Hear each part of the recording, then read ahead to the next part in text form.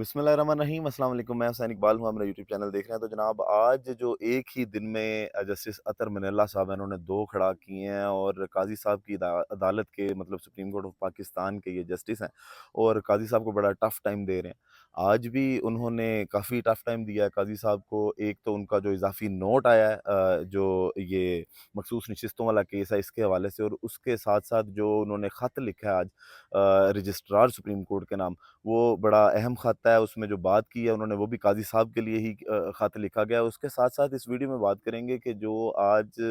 کل باتیں ہو رہی تھی پاکستان تحریک انصاف کے اندر اختلافات کی،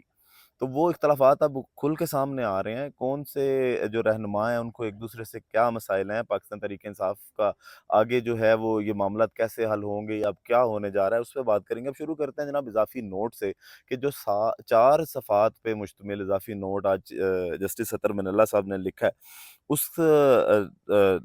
اضافی نوٹ کے مطابق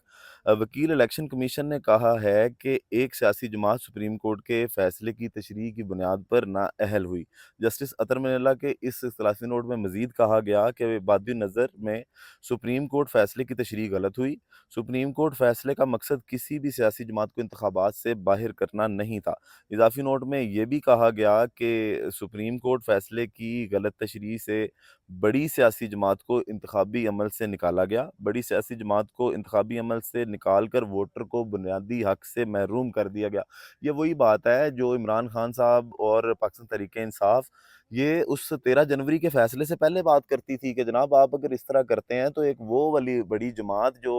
مطلب جس کا ووٹر سب سے زیادہ ہے، اور ابھی بھی آپ نے دیکھا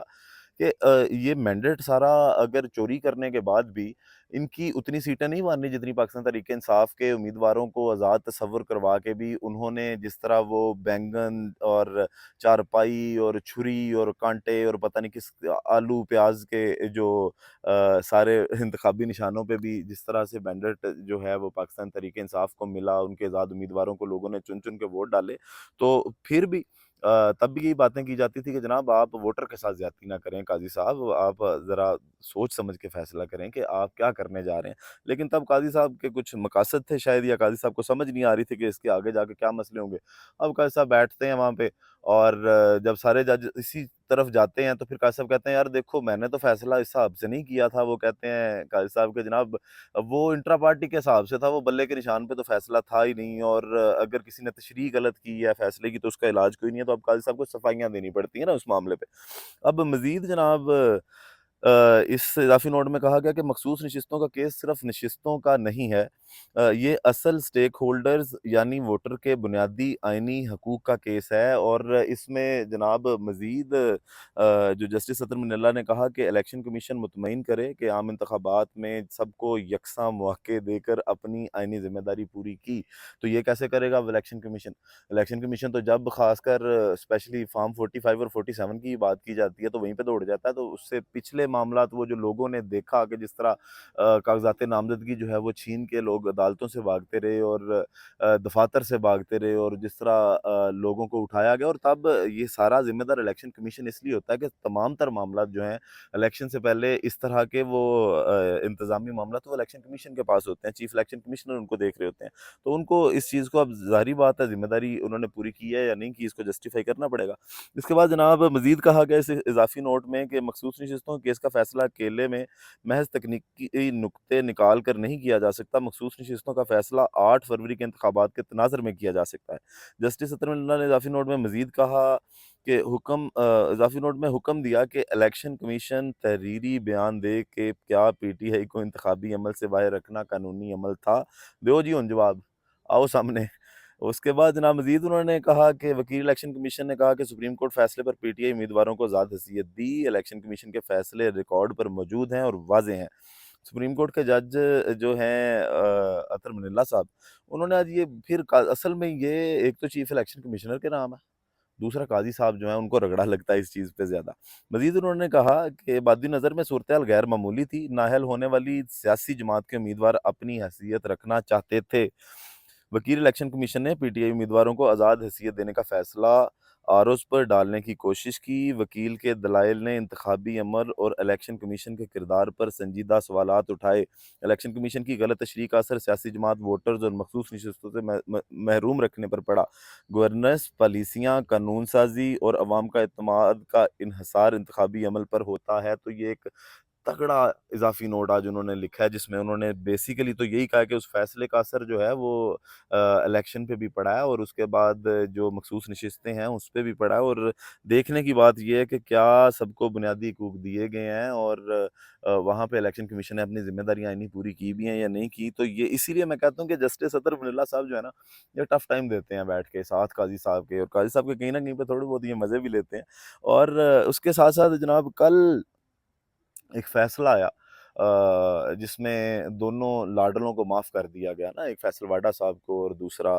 क्या नाम है उनका, मुस्तफ़ा कमाल साहब को। और काज़ी साहब ने कहा जी मैं तो इस तरह का कोई मसला मुझे नहीं था कि मैं तौहीन अदालत पे कोई बात करना चाहूँ, मुझे तो कोई इस तरह का इश्यू नहीं था, लेकिन एक जज ने बात की, तो फिर मुझे जो है वो नोटिसेस जारी करने पड़े। उस पे जनाब मामले पे भी आज ख़त लिख दिया है जो जस्टिस अतर मनीला साहब हैं, उन्होंने जो रजिस्ट्रार हैं सुप्रीम कोर्ट उनके नाम, और उस ख़त में वो ये कहते हैं कि फैसल वाडा के खिलाफ तौहीन अदालत की कार्रवाई का मामला जो है ना, इसमें रजिस्ट्रार सुप्रीम कोर्ट को ख़त लिखते हुए अतर मनीला साहब ने कहा कि फैसल वाडा के खिलाफ तौहीन अदालत की कार्रवाई शुरू करने का मैंने नहीं कहा था। तो इन्हें अदालत की कार्रवाई के लिए कोई शिकायत दायर की, ना ही मुझसे मशावरत की गई। तो इन्हें अदालत के मामले पर मेरा मौक़िफ़ मेरे अदालती फ़ैसलों से वाज़ेह है, और तासुर इस तरह दिया गया कि जैसे मेरे कहने पे वो वाला जो है वो तीन अदालत का नोटिस लिया गया था और वो सारी चीज़ें जो फैसल वाडा को और उनको फ़ेस करनी पड़ी। तो काज़ी साहब ने तो कल अपने से उतार के वो भी, मतलब फिर इसका ये है कि काज़ी साहब किसी के सामने सच्चा होना चाह रहे थे कि जनाब आपका मोहरा जो है वो हमने नहीं बुलाया। ये जो मोहरा है, ये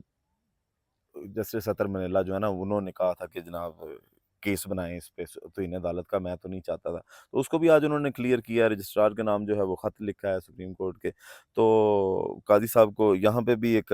टफ़ टाइम देने की कोशिश की गई है अतर मनीला साहब की जानिब से। उसके बाद अब जनाब बात करते हैं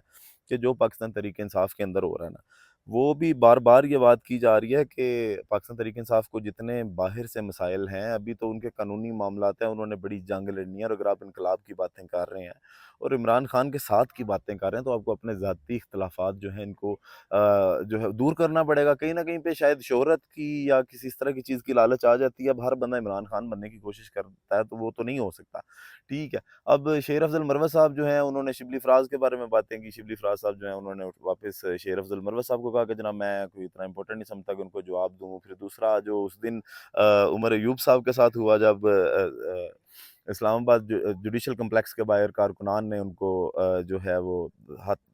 हुल्लड़बाज़ी की, हाथापाई करने की कोशिश की, नारेबाज़ी की कि जनाब आप बुज़दिल हैं। तो वो मामला अपनी जगह पे, अब उसकी जो रिपोर्ट है, वो रिपोर्ट आ गई है, रिपोर्ट तैयार कर ली गई है, और उस रिपोर्ट के मुताबिक जनाब शेर अफ़ज़ल मरवत साहब जो हैं वो ज़िम्मेदार हैं कि उनकी जानिब से ये सारा कुछ किया जा रहा है, कि बाकी जो रहनुमा है ना, क्योंकि शेर अफ़ज़ल मरवत साहब ये समझते हैं कि उनको नज़रअंदाज किया जा रहा है, तो बाकी रहनुमाओं की जो है वो थोड़ी-सी अवाम उनके पीछे डाल के ना, तो इस तरह की ज़रा जागसाई कराई जाए कि इनको देखें, लोग कह रहे हैं कि ये बुज़दिल हैं। और सुना ये जा रहा है कि जनाब जो एहतजाज है उसको लीड करना चाहते हैं शेर अफ़ज़ल मरवत साहब।